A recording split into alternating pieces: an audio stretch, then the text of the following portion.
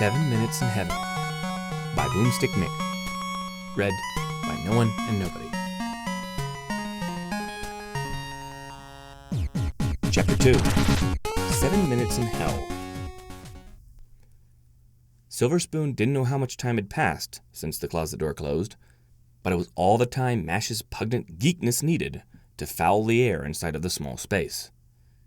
It felt as if hours had passed, possibly a whole day. The time had to be up by now. She looked at Button Mash. She had no desire to communicate with him, but she had to know what time it was. Hey, dork, does that stupid toy of yours tell the time? Yeah, I took the sweet darts out of the Zeppelin and replaced a sack of hedgehogs with my mom's birth control pills. Button Mash muttered in response, his eyes reflecting the light of his screen, entrancing him, drawing him in. It was like every fiber of his being was immersed in the digital confines of his game, leaving only a husk that was unable to piece together a coherent sentence. Silver Spoon's eye twitched. She hated this little twerp, but there was one thing in the world that she hated even more than him: being ignored. Hey, I'm talking to you, you slack-jawed, video game-addicted vegetable! An upbeat chiptune played as the Colt tapped a button at the center of his Joy Boy. The game locked up, as if the world within was frozen in time. Button Mash liberated his statue-like gaze from the screen to give Silver an odd smile. You know, he said in that obnoxious nasal voice of his, for a figment of my imagination, you sure do talk a lot. A figment of your... Silver Spoon cocked her head sideways, utterly perplexed at the odd statement. You are so freaking weird. A bright smile lit up on the Colt's young face. Why, thank you. It wasn't a compliment. Silver Spoon snapped. What time is it? How long have we been in here? Button Mash meddled with some buttons on his Joy Boy to bring up the clock app and said, We've been in here for approximately 30 seconds. 30 seconds? The dejected filly whined as she allowed herself to fall belly down to the ground in a fit of hysteria. Writhing in her misery, she folded her forelegs over her face and lamented. I don't know if I can do this. I'd rather be trapped in here with a rabbit Arthros than you. That's a bit harsh, Button Mash mumbled without bothering to look up from his screen. Silver Spoon ceased her pouting and peered up at the murmuring Colt from under her arms. Speak up, she barked. What do you have against me? You seem to really dislike me for some reason. What have I done to make you not like me? Button, once again, could not be bothered to break his gaze from his game, but the tone in which he spoke seemed to be laced with legitimate curiosity. Is that a serious question? Silver Spoon scoffed, rising to her hooves. Look at you. You're a complete spaz. The way you always have your eyes glued to that game of yours, the strange and bizarre things that randomly fly out of your mouth, and you're a blank flame to boot. You shouldn't be asking me why I don't like you. The real question from you should be why no pony likes you, period. I'm aware that no pony likes me, replied Button with a stoic casualness in his voice. But you just seem to really not like me. Come to think of it. His eyes glanced up at the ceiling thoughtfully, but only for a moment. Then they returned to the screen. Girls seem to be extra mean to me. They pick on me even more than the boys do. Silver Spoon rolled her eyes, sat back on her haunches, and sighed. That's no surprise. What do you mean? You're not exactly a chick magnet, stated Silver Spoon matter-of-factly. I've heard some of the things the girls say about you when you're not around, and, oh boy, you think I'm the mean one?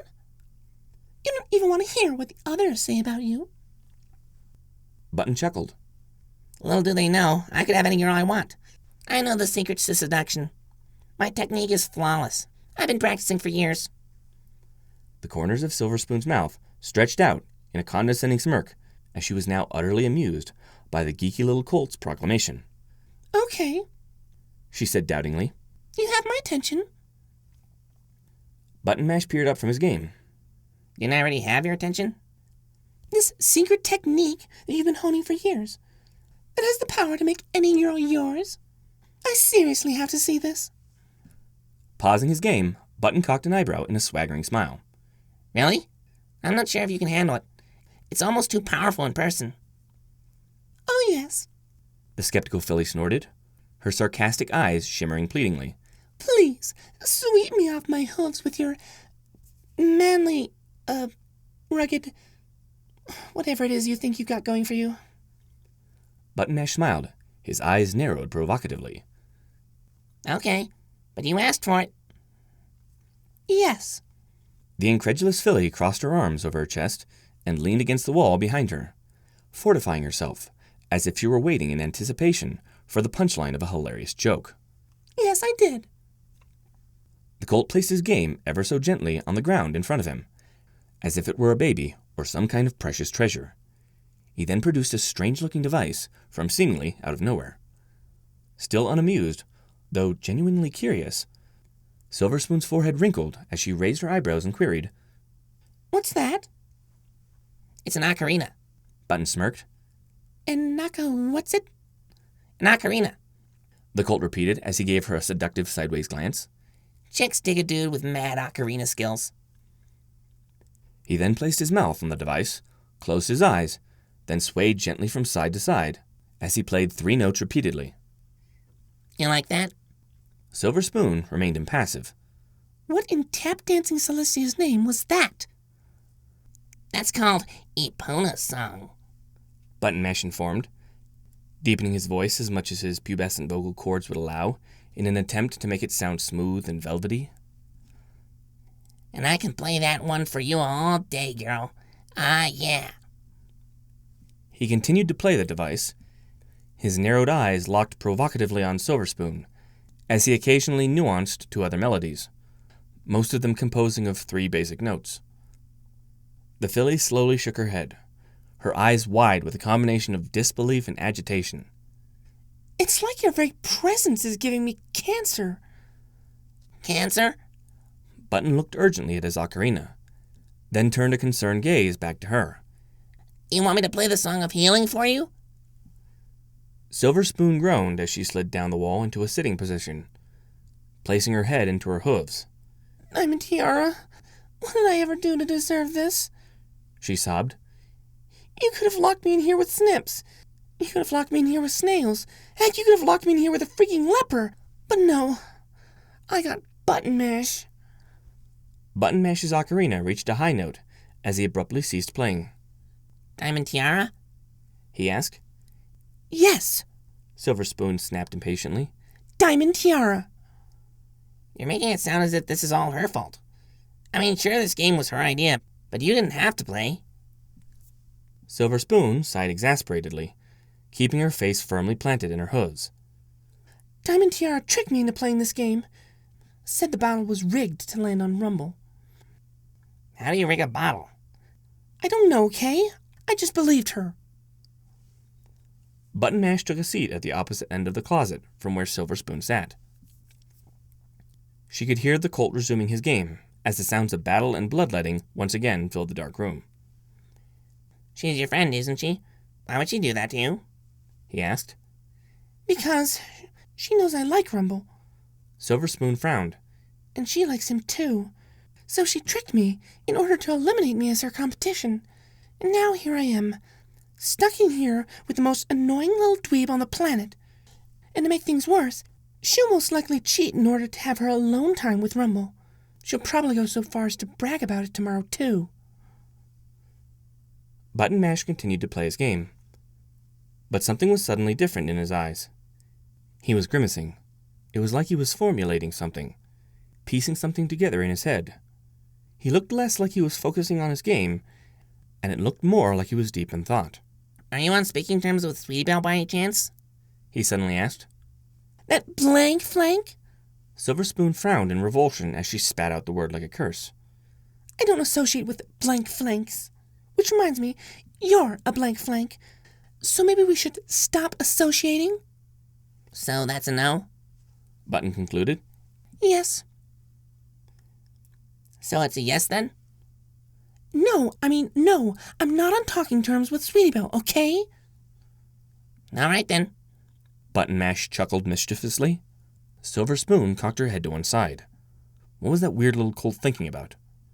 She pondered over what the intent behind his question and his odd behavior could be, until his next statement knocked her for a loop. You frown a lot, especially when I'm in the room. I wish you could at least fake a smile for me just one time. I think you're cute when you smile. Silver Spoon rolled her eyes. She knew she was cute. She didn't need some spazoid to tell her that. But it still somehow caught her off guard. Was this his weird little way of trying to come onto her? She looked down, her hair covering her eyes so as not to risk their gazes meeting. She didn't want to talk to him anymore. The little twerp was beginning to give her the creeps. There was a long, awkward silence of nothing but the sound of Button Mash's game until he finally said, Time's almost up. Thanks, Celestia. The relieved filly sighed. How much time left? 1 more minute. Silver Spoon picked herself up and dusted herself off. Don't think this hasn't been a little slice of heaven. Hence the name of the game, chuckled Button Mash. As Silver Spoon stood there, ready to bolt the very second the time was up, her mind went back to what Mash had said to her only a few minutes ago. Why did he tell her she was cute? That compliment came so far out of left field. She glanced down at him. The little creeper's eyes were as they always were, glued to that stupid Joy Boy of his. She hoped the deranged little weirdo wasn't developing a crush on her. He was definitely strange enough to be one of those stalker types. Button paused his game and stood up, ready to follow her out the door. Listen to me. Silver Spoon jabbed Button Mash in his chest with the edge of her hoof. He just stood there and smiled at her, like he was amused by the gesture. Nothing happened in this closet between us. Nothing. So I better not hear that you've been going around school telling every pony differently. Don't worry, I wouldn't do that, Button Mash assured. You better not. I won't, said the colt defensively. Cross my heart, hope to fly, stick a cupcake in my eye. He swung his arm and struck himself in the eye with his hoof to illustrate his oath. Button stood there, motionless, his hoof buried deep in his vulnerable cornea. It took a full 3 seconds for the fallacy of his actions to register in his mind. Then, after a calm, deep breath, he suddenly cried in pain and collapsed on the floor, writhing in his self-inflicted agony. Silver Spoon's eyes widened in shock. My eye! My eye! He wailed as he tossed about in hysterics. This is the worst pain ever! Silver Spoon, thoroughly amused by the clumsy colt's antics, broke into a musical string of giggles. She held a hoof over her mouth in a vain attempt to restrain her mirth, but it was of no use. It's not funny, Button insisted as he wiped a tear from his eye.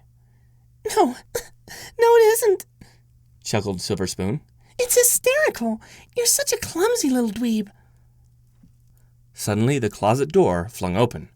The 2 young equines squinted as the light from outside burned their retinas.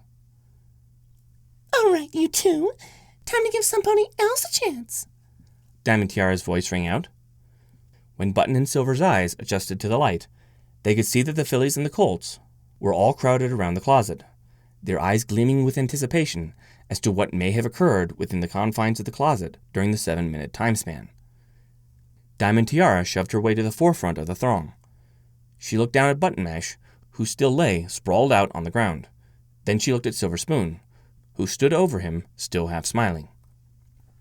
Geez, Sil, said Diamond Tiara, sounding impressed yet horrified. I know you don't like him, but you didn't have to hurt him. I didn't, insisted Silver Spoon. He did that to himself. Whatever. Diamond waved a dismissive hoof. Truth be told, his face is in better condition than I thought it would be in after being locked in there with you. Silver Spoon narrowed her eyes. Was that supposed to be a joke? That wasn't even clever. Ha ha. She laughed humorously. It was then that Silver Spoon felt overwhelmed by a strange emotion. She didn't like being tricked, and the way Diamond carried on as if Silver's 7 minutes in hell had never happened was infuriating. The fact that Diamond herself was the one who orchestrated the whole thing further compounded the wound. It was like adding oil to a fire that was already burning inside of her. Silver's face turned red. Her glasses steamed up, and she gritted her teeth until a feeling clawed at her innards. The emotion she felt was a desire for retribution. She didn't like the idea of enacting revenge on a friend. She doubted she could even get away with it. Diamond Tiara had ways of making you pay if you aroused her ire. She was extremely vindictive and even petty at times. Button Mash suddenly wedged himself between the two fillies, as if he had something to say. What do you want, dork? Silver Spoon and Diamond Tiara said in unison. Button smiled sweetly at Silver Spoon, making her feel uneasy. He then turned towards Diamond Tiara. His visage hardened into that of a wild beast. He jabbed his hoof mere inches away from Diamond's face, which made her flinch back. It was then that he spat in a deep and guttural tone that almost didn't sound like his. Portaspir, jablote, rach, kakutnai. A wide-eyed Diamond Tiara, after several seconds of stunned silence, finally said, What? Button's face softened again into that carefree, whimsical smile of his. Look it up. He advised before turning around and making his way through the stunned crowd towards the table upon which sat the refreshments.